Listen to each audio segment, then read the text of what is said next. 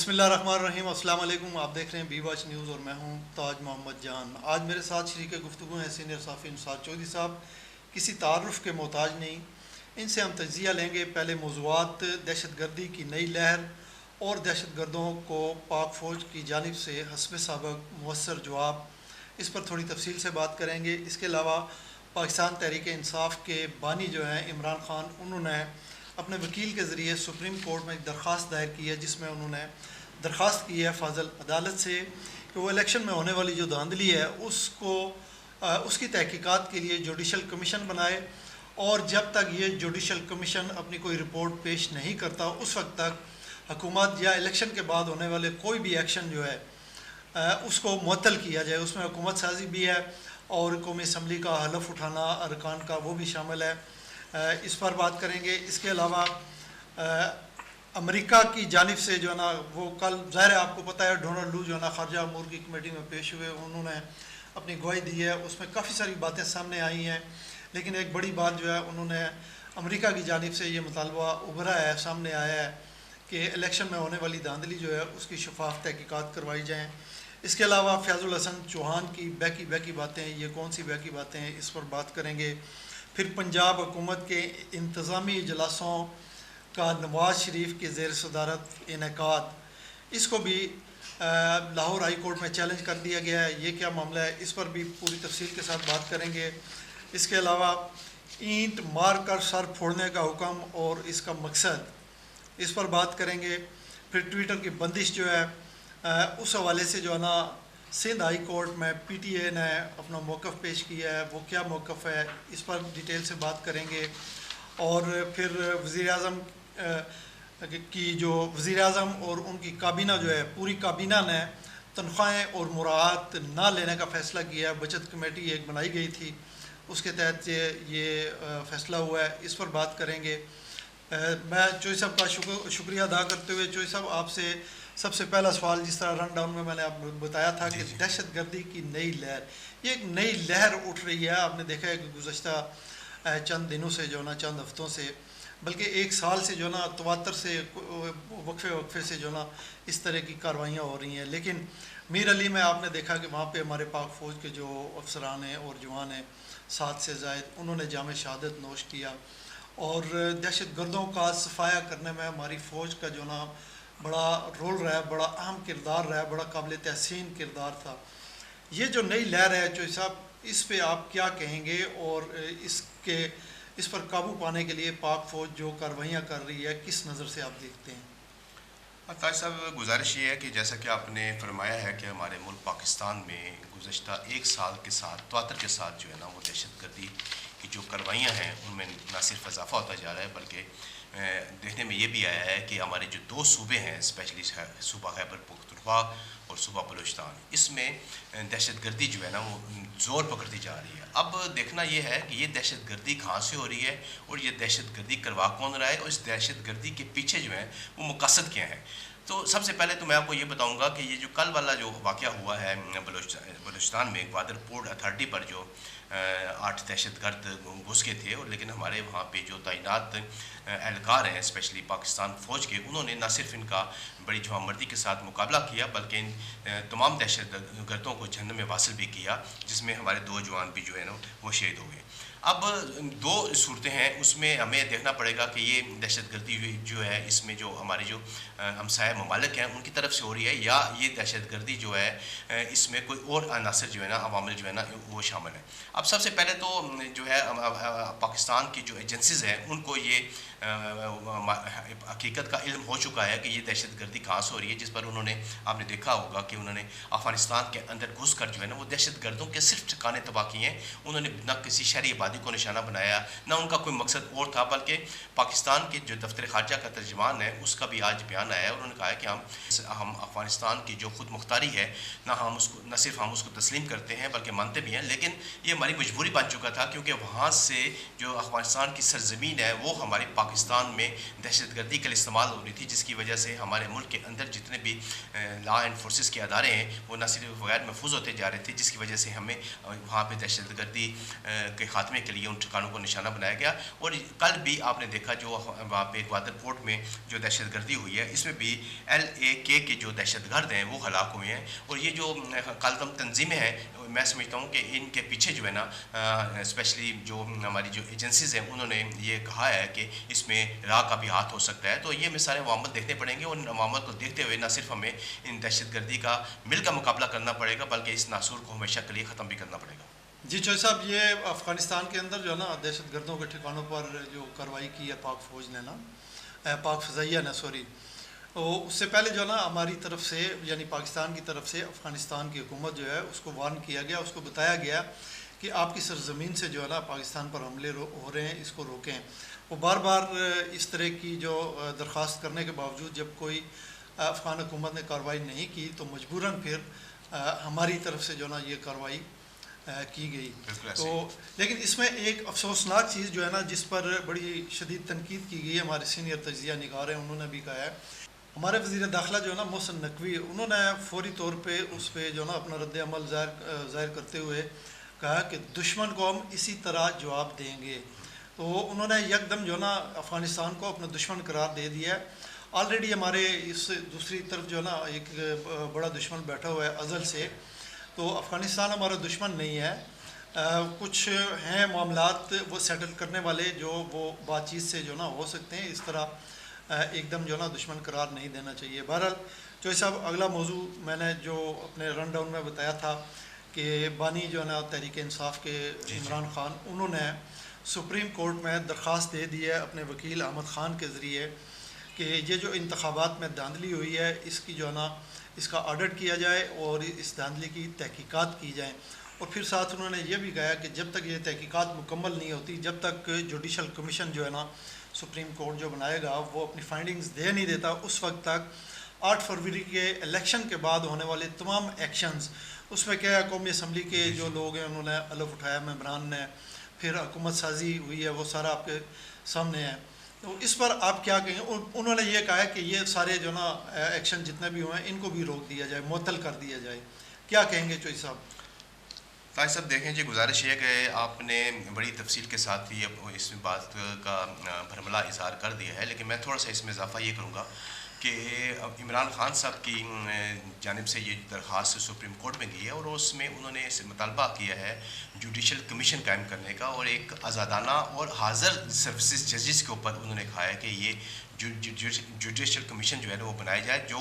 आपके मुल्क के अंदर जो 8 फरवरी को इंतखाबात हुए थे जो इस वक्त मुतनाज़ा होते जा रहे हैं, जिसमें आपके न सिर्फ पाकिस्तान से बल्कि बैरून ममालिक से भी जो है ना उंगलियाँ उठाई जा रही हैं, स्पेशली अमेरिका जो है ना उसके बड़े तफाज़ात हैं और वो बार बार कह चुका है कि पाकिस्तान को जो ये इंतखाबात हुए हैं इसकी जो आज़ादाना तहकीकात होनी चाहिए। तो मैं समझता हूँ कि ये तमाम आवाज़ों को बंद करने के लिए और हमारे मुल्क में सियासी इस्तेकाम लाने के लिए बहुत ज़रूरी था, और ये इमरान खान की जानिब से मैं समझता हूँ कि बड़ा दानिशमंदाना इक़दाम है। और ये जब तक मेरा मतलब नहीं होगा उस वक्त तक आपके मुल्क के अंदर जो है ना इस्तेकाम पैदा नहीं हो सकता। तो इसको पर फौरी तौर पे मैं समझता हूँ कि सुप्रीम कोर्ट ऑफ जो पाकिस्तान है उसको एक आज़ादाना जुडिशल कमीशन जो है वो कायम कर देना चाहिए, और फिर इस आज़ादाना जुडिशल कमीशन के जो भी रिपोर्ट है और वो उसमें हमें तमाम जमातों को जो है ना उसको सिद्के दिल के साथ जो है ना वो तस्लीम करना चाहिए, मानना चाहिए, ताकि मेरा मतलब है कि पाकिस्तान इस वक्त जो गैर मुस्तकम होता जा रहा है हर लिहाज से, जिसमें पाकिस्तान के अंदर जो है ना वो जो सूरत तब्दील होती जा रही है उसमें इस्तेकाम आ सकता है। और ये इमरान खान साहब का मुतालबा जब बड़ा जायज़ है और इस जायज़ मुतालबे को मैं समझता हूँ जल्द अज जल्द बाय तकमील तक पहुँचाया जाए। और उस पर जो उन्होंने दीगर तफाज़ात का इज़हार किया है कि जैसा कि आपने फरमाया कि उसमें कौमी असम्बली की हुकूमत है, इसमें वफाकी हुकूमत है, सूबाई हुकूमतें हैं, दीगर सेनेट के इंतखाबात हैं, ये तमाम के तमाम जो इकदाम हैं ये इसको मेरा मतलब है कि फ्रीज़ किया जाए, रोक दिया जाए, और जब तक इसकी आज़ादाना रिपोर्ट नहीं आती, इंक्वायरी सामने नहीं आती, उसके बाद जो है जी उसकी वजह है ना चौधरी साहब के जो भी हुकूमत होती है ना उसको जब तक पब्लिक की सपोर्ट हासिल ना हो वो कोई मुस्तहकम फैसले नहीं कर सकती। बिल्कुल ठीक तो ये जो ना अवाम ने जो अपना एक मैंडेट दिया है उसका लाजमी तकाजा है कि जिस पार्टी को या जिन लोगों को अवाम ने सपोर्ट किया है, वोट दिया है, वो हुकूमत बनाए, तो इसी तरह जो ना एक मुस्तहकम हुकूमत जो है वो वजूद में आ सकती है। अब ये हुकूमत जो है इसकी कोई अखलाकी या मॉरल अथॉरिटी जो है ना नहीं है, इसलिए जो ना बकौल इमरान खान के इसलिए उन्होंने जो ना ये सुप्रीम कोर्ट से जुडिशल कमीशन बनाने की इस्तदा की है। दूसरी तरफ चौधरी साहब कल अमेरिका में जो उनकी खारजा अमूर की कमेटी है उसकी समात थी, वहाँ पे अमेरिकी मावन जो है ना वज़ीर ख़ारजा वो वज़ारत ख़ारजा के पेश हुए डोनाल्ड लू। उन्होंने जो ना बहुत सारी बातें की हैं, साइफ़र के हवाले से जो कुछ उन्होंने कहा वो भी आपके सामने आ चुका है, लेकिन उन्होंने जो ना लिंक किया है कि पाकिस्तान जब तक ये धांधली के जो इल्ज़ामात हैं या इलेक्शन में जो धांधली हुई है इसकी शफाफ तहकीकात नहीं करवाता, उस वक्त तक जो ना अमेरिका के ताल्लुकात पाकिस्तान के साथ तामीर नहीं हो सकते या आगे नहीं बढ़ सकते। इस पर क्या कहेंगे? देखिए सर, गुजारिश ये है कि ये काफ़ी दिनों के साथ ये मामला चल रहे थे, और कल जिस वक्त डोनाल्ड लू जो है वो अपनी खारजा कमेटी में पेश हुए तो उसमें उन्होंने इस चीज़ का बरबला इजहार भी किया है, और स्पेशली ये साइफ़र के हवाले से के साथ था कि साइफ़र का जो मामला था वो तो साइफ़र जो है वो जारी नहीं हुआ, और इस तरह की और भी इस तरह की उन्होंने बातें की हैं, लेकिन साथ साथ अब उन्होंने कहा है कि धांधली पर जो है पाकिस्तान के अंदर शोर उठ रहा है, और तमाम जमातें जो हैं, सिर्फ उसमें एक जमात नहीं है, ना सिर्फ तरीके से इंसाफ है बल्कि जमात इस्लामी भी है, JUI भी है, और कुछ जमातें जैसे कि आपको इल्म है ताज साहब के कुछ जमातें तो सबका जो PDM का हिस्सा थी वो जमातें भी इस वक्त बड़े मुँह जोर के साथ जो है ना इस बात का मुतालबा कर रही हैं कि हमारे साथ भी जो है ना वो दो हाथ हो गए हैं और हमारे साथ भी धोखाधड़ी हुई है, हमें भी जो है ना हरवाया गया है। तो मैं समझता हूँ कि ये तमाम मामलात जो हैं जैसे कि हम पहले भी जिक्र कर चुके हैं, और इस मामले की एक एप्लीकेशन जो है वो सुप्रीम कोर्ट में जा चुकी है, तो इसका एक ही हल है और इसको हल निकालना पड़ेगा, और जब तक आप इसका हल नहीं निकालेंगे आपके मुल्क के अंदर अमन व अमान कायम नहीं हो सकता। आपके जो मुल्क का सियासी मुआशी मसाइल हैं, जो साहब सियासी मसाइल हैं और बेशुमार दीगर मसाइल हैं, IMF के साथ देख लें, उन्होंने जो ना बिजली गैस और पेट्रोल की कीमतें बढ़ाने के साथ जो ना आपको ये बेल आउट पैकेज जो है ना नया दिया है। बहरहाल अच्छा चौधरी साहब, अगला सवाल जो है फैज़ुल हसन चौहान की बैकी बातें हैं, ये मैंने रन डाउन में आपको बताया था। जी कल किसी तकरीब में जो ना वो बड़े पुरजोश अंदाज में बोल रहे थे और वो एतराज़ कर रहे थे कि इमरान खान जो है ना रियासत मदीना का लफ्ज़ जो ना ऐसे ही दिखावे के लिए इस्तेमाल करते थे, वो रियासत मदीना नहीं जाना चाहते। असल में उन्होंने जो बात की है वो ये है कि इमरान खान तैयार हो चुके हैं अमेरिका शिफ्ट होने के लिए, वो इस पर राज़ी हैं कि उन्हें अमेरिका भेज दिया जाए, और वो उन्होंने ये भी कहा है कि ये मुज़ाकरात का जो ढोल है वो कुएं में लटक रहा है, मुफाहमत का कुआं जो अभी तक मुफाहमत नहीं हुई है, और भी काफ़ी सारी उन्होंने बातें की हैं। मैं भी कुछ अर्ज़ करूँगा, इसको आप क्या कहेंगे? पहले मैं समझता था कि हाँ, ये जो आपने कहा है कि बहकी बातें, तो मुझे अंदाज़ा नहीं था कि ये जो बहकी बातें हैं ये क्या है, लेकिन मुझे एक चीज़ का अंदाज़ा ये ज़रूर था ताज साहब कि वो हमेशा ही बहकी बातें करते हैं। देखिए, गुजारिश ये है कि इमरान खान साहब के गुण गाने वाले आज इमरान खान साहब के मुखालिफ हो गए हैं, फिर स्पेशली मदीना की रियासत के हवाले से जो उनकी बातें हैं मैं समझता हूँ उनको ज़ेब नहीं देती हैं। और फिर तीसरी बात जो है वो बता रहे हैं कि इमरान खान जो है वो मुफाहमत के लिए तैयार हो चुके हैं, और इमरान खान जो है वो इस वक्त उन्होंने रजामंदी जाहिर कर दी है, हाँ जी ठीक है मैं अमेरिका जाने के लिए तैयार हूँ, मुझे अमेरिका भेज दें। अमेरिका भेज दें। सर देखिए मेरी बात सुने, जो फैज़ुल हसन साहब की आप बात कर रहे हैं, साबिक़ MP हैं और पाकिस्तान तहरीक इंसाफ में इसके वो तर्जुमान भी रहे हैं, उनकी जो बातों के अंदर मेरा मतलब है कि वो सिर्फ चुटकुले ही आप कह सकते हैं, इतना वजन नहीं हो सकता। मैं जहाँ तक मैं समझता हूँ, हो सकता है उनकी बात में सदाकत भी हो। इमरान खान साहब अभी नहीं, लेकिन देखें चौधरी साहब, उनसे ये पूछना नहीं बनता कि आपको ये इन्फॉर्मेशन किसने दी है, कहाँ से आपके पास ये इन्फॉर्मेशन आई है जो किसी और के पास नहीं है। 24 करोड़ अवाम जो है इस मुल्क के, उनमें वाहिद एक आदमी है फैज़ुल हसन चौहान, सही बात, जिसको ये बात पता है और किसी को नहीं पता। और फिर दूसरी बात यह है कि अगर ये फैज़ुल हसन ये बात कर भी रहा है तो मेरा मतलब है कि इस बात पर इतबार कौन करेगा, इस बात की तस्दीक कौन करेगा कि मामलात जो हैं हुकूमत के या किसी और तरफ से जो है इमरान खान साहब के साथ हो रहे हैं। तो मैं नहीं समझता कि इस वक्त जो इमरान खान साहब के साथ को मुफाहमत की जो है ना वो बातचीत चल रही है। अभी तक इमरान खान साहब अपने मौक़िफ़ पे डटे हुए हैं, और स्पेशली जो है वो अब वो चाहते हैं कि इसके मुल्क के अंदर जो उनको हरवाया गया है, उनकी हुकूमत जो है वो बन सकती थी जिसमें बनने नहीं देगी। तो अब वो मेरा मतलब है कि उनको जब इस चीज़ का इल्म है कि अवाम, पाकिस्तान की अवाम जो है वो उनके साथ है, तो वो इस सूरत में पाकिस्तान छोड़ के अमेरिका चले जाएँ, ये कोई मैं बात समझ आने वाली बात असल में बात जो ना कुछ थोड़ी सी मुख्तलिफ है। जी जी वो ऐसे है कि पाकिस्तान तहरीक इंसाफ से जब इन्होंने प्रेस कॉन्फ्रेंस करके इलादगी का इजहार किया, उसके कुछ अर्सा के बाद वो एक मरतबा फिर जो है ना पाकिस्तान तहरीक इंसाफ के हक़ में बोले थे। मकसद उनका ये था कि उन्हें वापस लिया जाए। फिर आपने देखा कि 8 फरवरी के जो इलेक्शन हुए उसमें जो टिकट तकसीम किए गए उसमें बिल्कुल इग्नोर कर दिया गया फैज़ुल हसन चौहान को। इमरान खान ने कहा, उनका कहना यह था कि जो ना प्रेस कॉन्फ्रेंस करके इस तरह के लोग जो ना हमको छोड़ के गए हैं मुश्किल वक्त में, हम उनको दोबारा वापस नहीं लेंगे। तो ये एक तो उनको ये दुख है। फिर जो है ना उनका असल मकसद जो ये है कि वो दरअसल ख़ुद नून लीग के रस्से से बंधे हुए हैं और मुफाहमत के कुएँ में उल्टे लटक रहे हैं इस वक्त, और इस तरह की बहकी बातें करके दुआई दे रहे हैं, सुना रहे हैं पाकिस्तान मुस्लिम लीग नून की लीडरशिप को कि मैं भी मौजूद हाँ जी, तो मेरी लफ्जी गोलाबारियाँ जड़ियाँ ने उन्हों दी तोपां भी आस्थाने आलिया शरीफिया विच शरफ बाजियाबी वास्ते हाज़र हैं,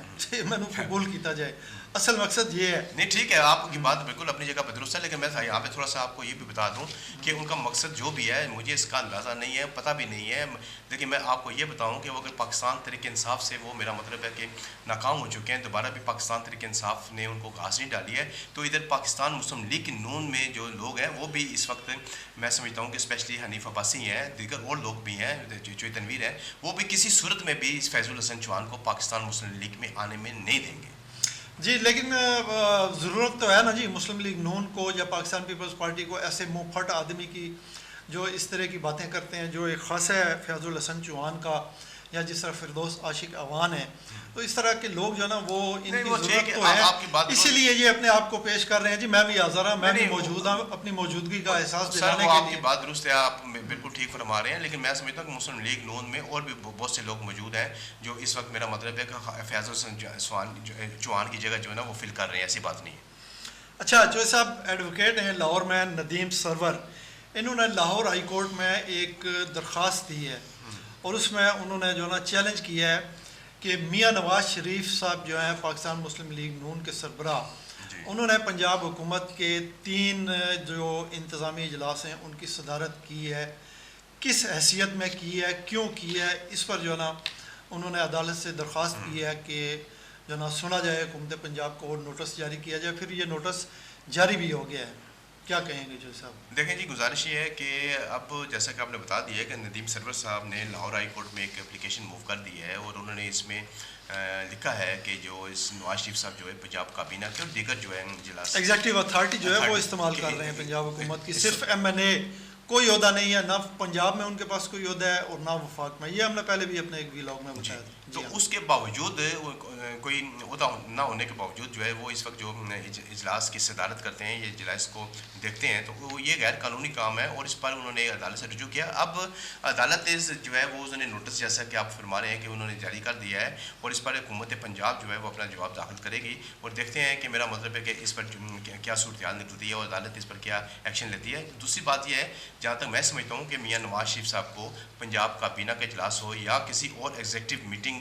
का इजलास हो, उसमें उनको शेयर नहीं करना चाहिए, ना ही उसकी सदारत करनी चाहिए। अगर उन्होंने कोई एडवाइस देनी है तो वो अपनी बेटी को किसी और तरीके से भी दे सकते हैं, इजलास से पहले भी दे सकते हैं, इजलास के बाद भी दे सकते हैं। जी बिल्कुल सही तो फरमाया उनके घर के अंदर ही हुकूमत है और इस तो बाहर तो है कोई नहीं है, स्पेशली वहाँ पे इजलास में बैठ के फोटो सेशन करवाना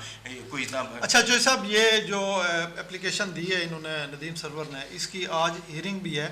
और जस्टिस मुजम्मल अख्तर शब्बीर हैं, फाजिल जज हैं लाहौर हाई कोर्ट के, ये आज इसे सुनेंगे। अभी इस वक्त सुन रहे होंगे जब हम प्रोग्राम कर रहे हैं या कुछ देर के बाद ये ख़बर भी आ जाएगी कि उन्होंने क्या फ़ैसला किया। अच्छा, इसके साथ चौधरी साहब एक और जो है ना दरख्वास्त दी गई है कि आटे के बैग्स पर जो मियाँ नवाज शरीफ साहब की तस्वीर है उसको चैलेंज किया गया है कि ये सरकारी जो ख़जाना है उसको ज़ाती तशहीर के लिए इस्तेमाल किया जा रहा है। ये दरख्वास्त एक शहरी जो है मुनीर अहमद उनका नाम है, उन्होंने ये पटिशन फ़ाइल की है और उनके वकील हैं अज़हर सिद्दीक़ साहब। उन्होंने जो है ना ये अदालत में इनके बिहाफ पे पिटीशन की है, क्या कहेंगे इस पर? सर मैं तो इसके ऊपर पहले भी बहुत मरतबा कह चुका हूँ, आज फिर आपके इस प्रोग्राम की वसातत के साथ मैं ये बात करूँगा कि कोई भी हुकूमत हो पाकिस्तान के अंदर, किसी भी सूबे की हुकूमत हो, उसको अपनी ज़ाती तशहीर जो है हुकूमत के ख़जाने के पैसों से नहीं करनी चाहिए। चाहे वो आटे का थैला हो, चाहे वो किसी और ज़िम्मे में हो, उनको इस तरह के मामला जो है उससे दूर रहना चाहिए। अगर मेरा मतलब है कि आटे के ऊपर मियाँ नवाज शरीफ की तस्वीर लगाने से आप बताएं कि पाकिस्तान मुस्लिम लीग को कितना फ़ायदा पहुँच जाएगा, क्या आपके वोट बैंक में इजाफा हो जाएगा? जैसा उल्टा नुकसान हो रहा है। यकीन जाने जी कि लोग जो ना इस तरह तनकीद कर रहे हैं पाकिस्तान मुस्लिम लीग नून की क़यादत पर। एक तो आप देखें कि ये निगहबान रमज़ान राशन प्रोग्राम जो है, इसकी डिस्ट्रीब्यूशन मरियम नवाज़ साहिबा जो है उन्होंने कहा था जी कि घर में पहुँचेगा, लोगों को घर में नहीं पहुँचा। हमने मुतअद्दिद दफ़ा मुतअद्दिद शहरों के हवाले दिए हैं कि वहाँ पे लंबी लाइनें लगी हुई हैं, लोगों को 3-3 दिन से लोग जो है ना जा रहे हैं, उनको सिवाय धक्कों के कुछ नहीं मिल रहा। ये मिसमैनेजमेंट है, इस पर जो है ना उनको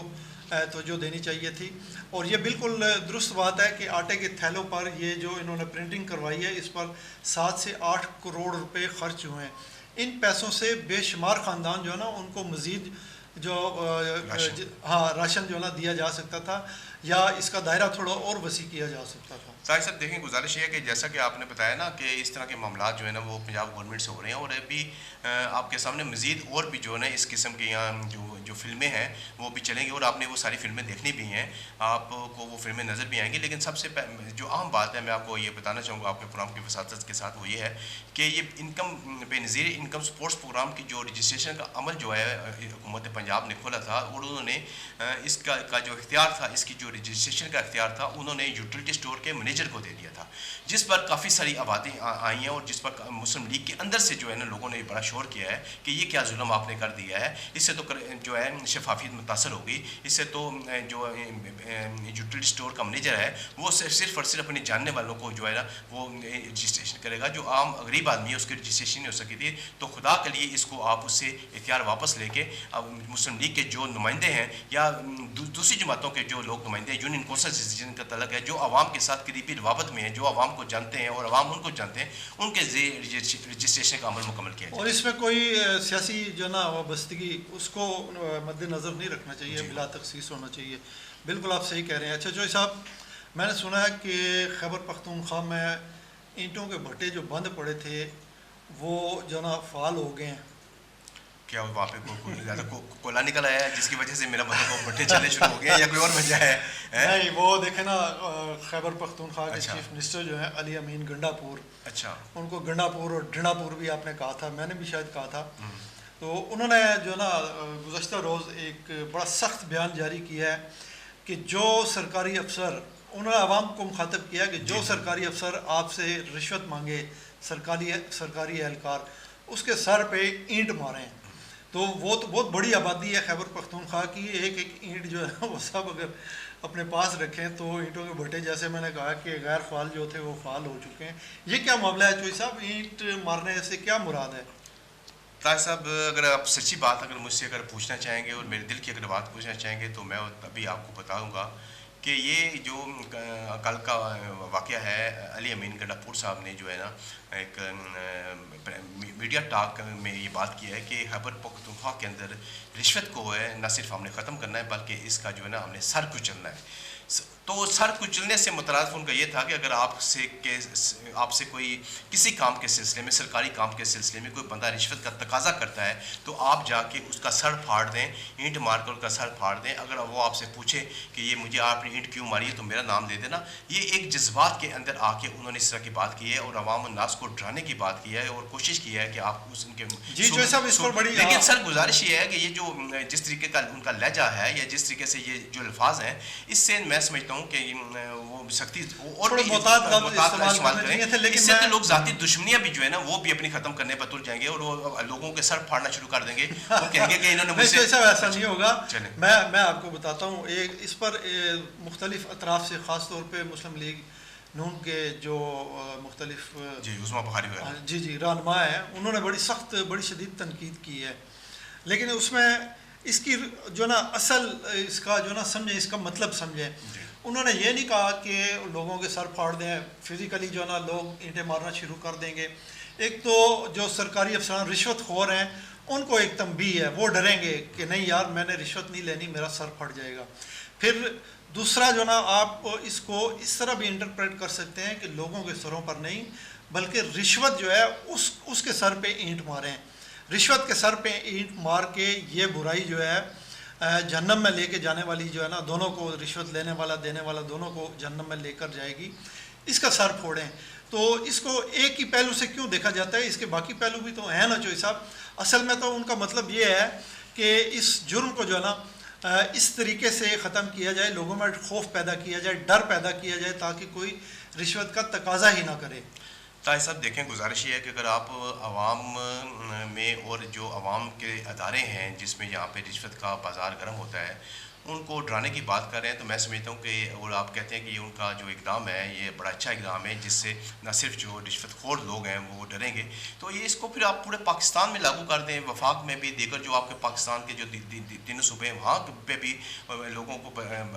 ये बात बावर होनी चाहिए, पता होनी चाहिए कि अगर हमसे कोई रिश्वत तलब करेगा तो हम उसका सर फाड़ सकते हैं, या जिसको ये पता होगा कि मैं अगर रिश्वत मांगूंगा तो मेरा सर फटेगा। तो ये तो पूरे पाकिस्तान में सर इसको फिर राज होना चाहिए। बिल्कुल ऐसा होना चाहिए चोई साहब। उसमें देखे ना, मतलब उसका सिर्फ एक ही है कि ज़ीरो टॉलरेंस। ताज साहब ये आपकी बात दुरुस्त है, मैं आपकी जाति के साथ, क्योंकि आपका प्रोग्राम का वक्त बड़ा मुख्तसर होता है, आपके इस वक्त मुल्क के अंदर जो अदारे हैं, स्पेशली मैं आपको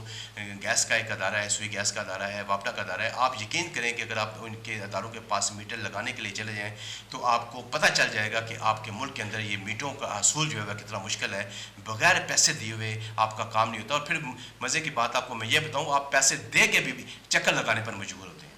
जी जी बिल्कुल, इसी चीज़ को रोकने के लिए अली अमीन गंडापुर ने ये कहा है, फिज़िकली कोई ना किसी के सर पे किसी ने ईंट मारनी है और ना किसी ने ईंट खानी है। बस उससे ये है कि लोग जो है ना उनमें एक खौफ पैदा होगा, डर पैदा होगा कि ये मैं काम ना करूं।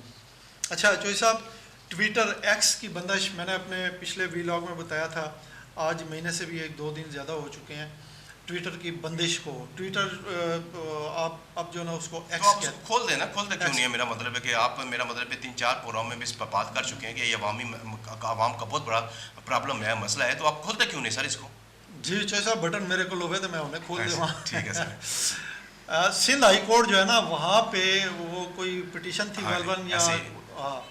तो वहाँ पे PTA Pakistan telecommunication authority जो है उनके हुक्म पेश हुए। उन्होंने वहाँ पे वजाहत पेश की है कि ये जो वजारत दाखिला है उसके कहने पर इसको बंद किया गया है। हालांकि ये 1 महीने से बंद है, लेकिन उन्होंने कहा जी कि ख़ास मौके जो होते हैं जब हमें ज़रूरत पड़ती है, कोई दहशतगर्दी का मामला है या इस तरह के दीगर अमन व अमान के मसले मसाइल जब दरपेश होते हैं, ख़तरा होता है कि भाई इसकी वजह से कुछ इस तरह का मामला होगा, तो उस वक्त जो है ना हम इस पर जो है ना पाबंदी लगाते हैं। आपको पता है चोई साहब, एमनेस्टी इंटरनेशनल और पाकिस्तान की बहुत सारी सहाफ़ती तंजीमें और कुछ समाजी तंजीमें जो हैं उन्होंने भी मिल के हुकूमत से मुतालबा किया है कि इस पर जो पाबंदी है इसको फौरी तौर पर ख़त्म किया जाए। तो ये सब क्या कहेंगे? सर मैं इस पे ऊपर आपको सिर्फ ये बताना चाहूँगा कि ये जो ट्विटर के ऊपर आप बात कर रहे हैं और 1 माह से कब ज़्यादा अरसा हो चुका है इसके ऊपर पाबंदी लगी हुई है, ये मैं समझता हूँ कि, और इस पे ऊपर आपने बताया कि वो पीटीए का जो है वो मौक़िफ़ भी आ गया है कि वो मुल्क के अंदर जो दहशतगर्दी है उसको रोकने के लिए, या जो दहशतगर्दी की जो हमारे मुल्क में लहर आई है उसको इससे मुतासर ना हो, तो उस जिसकी वजह से वो ट्विटर के ऊपर वजारत दाखिला ने पाबंदी लगाई हुई थी। लेकिन अब जो सूरत हाल ये है कि ये ट्विटर के ऊपर जो है मैं समझता हूँ कि पाबंदी को फौरी तौर पे ख़त्म होना चाहिए। ये आवाम के साथ बहुत बड़ी ज़्यादती है, और मैं समझता हूँ कि ट्विटर का इस्तेमाल पाकिस्तान ना सिर्फ पूरी दुनिया में हो रहा है और ये एक होना भी चाहिए, लेकिन कुछ लोग अगर इसको मिसयूज़ करते हैं तो उसका तरीक़ाकार जो है निकाला जाना चाहिए। और जैसा कि इस वक्त आपकी हुकूमत जो है वो एक रोज़गार वाबस्ता है इसके साथ, और फिर समाजी राब्तों की ये सबसे मौसर जो है ना एक प्लेटफार्म है जिससे लोगों को बहुत सारा फ़ायदा भी होता है और कई लोगों का रोज़गार वाबस्ता है। सबसे बड़ी बात जो है ना सर, वो बिल्कुल आप दुरुस्त फरमा रहे हैं। ऐसे ही है कि लोगों का रोज़गार भी वाबस्ता है, और ट्विटर की जो बंदिश है, चाहे वो ट्विटर हो या व्हाट्सएप हो या फेसबुक हो, सोशल मीडिया के जो जितने भी इतने हैं उनको बंद नहीं होना चाहिए। लेकिन सोशल मीडिया का इस वक्त जो बेलगाम घोड़ा है, इसको लगाम देने के लिए वफाकी हुकूमत ने जो है ना वो इस पर गौर वोस कर रही है। और अनकरीब आप देखेंगे 1 या 2 दिन के अंदर जो है पाकिस्तान के अंदर सोशल मीडिया के ऊपर जो पाबंदियां लगने जा रही हैं, उसमें आप सिर्फ ट्विटर का रोना रो रहे हैं। हो सकता है आपका जो अच्छा जो साहब, ये तो आप खबर दे रहे हैं बड़ी। मैं भी आपको बताना कोशिश कर रहा था कि सिर्फ आप 2 दिन का जो है वो ठहर जाएं, 2 दिन के बाद, क्योंकि इसके ऊपर जो है ना सलाह मशवरे हो रहे हैं। ट्विटर के अलावा और आपके सामने इस वक्त बाकी प्लेटफॉर्म जो है उन पर भी पाबंदी। और इस वक्त जो आपके जो वजारत दाखिला है, स्पेशली जो है ये जितने भी सोशल मीडिया है इससे रिलेटेड है, और मोहसिन नकवी साहब जो है इसके वज़ीर हैं, वो इन्होंने ख़ास तौर पर जो है ना लोगों से राय तलब कर लिया कि इस जो बेलगाम घोड़ा है सोशल मीडिया का, इसको लगाम देने के लिए क्या इक़दाम उठाने चाहिए। और 1-2 दिन के अंदर सोशल मीडिया के ऊपर पाबंदियाँ लगते जा रही हैं। नहीं जो ऐसा उस हवाले से खबर मेरे पास भी है जी देना सर, कि FIA जो है ना उसने काफ़ी सारे इस तरह के फेसबुक हो गया या दीगर जो सोशल मीडिया के प्लेटफॉर्म है, इंडिविजुअल्स उनको जो है ना ट्रेस करके बंद किया हुआ है। और मज़ीद जो है ना ये कोई तादाद भी मेरे पास लिखी हुई थी 2000 के करीब है, मज़ीद जो है ना वो भी बंद होने जा रहे हैं। तो ये ओवरऑल जिस ट्विटर पर पाबंदी है, इस तरह की पाबंदी नहीं होगी।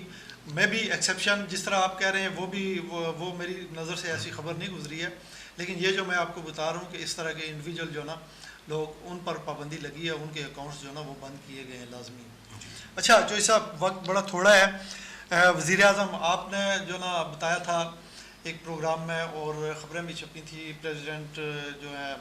आसिफ अली ज़रदारी, मोहसिन नकवी साहब, उसमें प्राइम मिनिस्टर भी शामिल थे, उन्होंने ऐलान किया था जी हम तनख्वाह नहीं लेंगे। अब जो है ना कल प्राइम मिनिस्टर और उनकी पूरी काबीना जो है उन्होंने बाजमात जो ना ऐलान किया जी कि हम ना तनख्वाह लेंगे और ना कोई मुराआत लेंगे। इस पर मैंने एक लतीफ़ा भी कहा था कि वो एक सरदार जी जो है ना उन्होंने इंटरव्यू किया एक बंदे का नौकर रखने के लिए, तो उससे पूछा तनख्वाह क्या लोगे, उसने कहा जी 40,000 रुपये लूँगा, और अगर आप घर का सौदा सल्फ भी मुझसे ही मंगवाएंगे तो फिर मेरे लिए 5,000 तनख्वाह काफ़ी है। क्या कहेंगे जो साहब? देखिए सर, ये लतीफ़ा माशाल्लाह बड़ा अच्छा आपने सुनाया है, और इस लतीफ़े के अंदर जो बात छुपी हुई है वो ज़ाहिर लोगों को पता है, मैं इस पर दोहरानी चाह रहा। लेकिन ज़रूरत इस सर अमर की है कि ये जो आप बात कर रहे हैं कि अब वफाकी काबीना ने भी जो है ना वो तनख्वाह ना लेने का फ़ैसला किया। मैं समझता हूँ कि पाकिस्तान के अंदर कौमी असम्बली और पाकिस्तान के अंदर जो हमारे चारों सूबे हैं, सूबाई असम्बलियाँ हैं, इनके जो मेंबरान हैं, मैं समझता हूँ इनको भी जो है ना तनख्वाहें जो है ना लेने का फ़ैसला करना चाहिए। मैं समझता हूँ ये सारे जितने अदारे हैं, अगर ये सारे तनख्वाहें ना लें तो फिर पाकिस्तान के अंदर बहुत किस्म की बचत हो सकती है। ना सिर्फ ये कि आसिफ ज़रदारी तनख्वाह नहीं ले या अलीम खान तनख्वाह ना ले या मोहसिन नकवी तनख्वाह लें, इससे कोई फ़र्क नहीं पड़ता। तनख्वाह बेशक लें, ये सौदा सेल्फ लेने वाली जिम्मेदारी है ना ये इनको ये नहीं होनी चाहिए। बहरहाल आपका बहुत बहुत शुक्रिया। हमारे प्रोग्राम का वक्त ख़त्म होता है। मैं आपका भी शुक्रिया अदा करता हूँ, अपने देखने वालों का भी शुक्रिया अदा करता हूँ, और इस दुआ के साथ अपने नाज़रीन से इजाज़त चाहता हूँ कि जहाँ पर रहें खुश रहें, अपना ख्याल रखिएगा, अपने इर्द गिर्द के लोगों का ख्याल रखिएगा। आपका बहुत बहुत शुक्रिया। अल्लाह हाफ़िज़।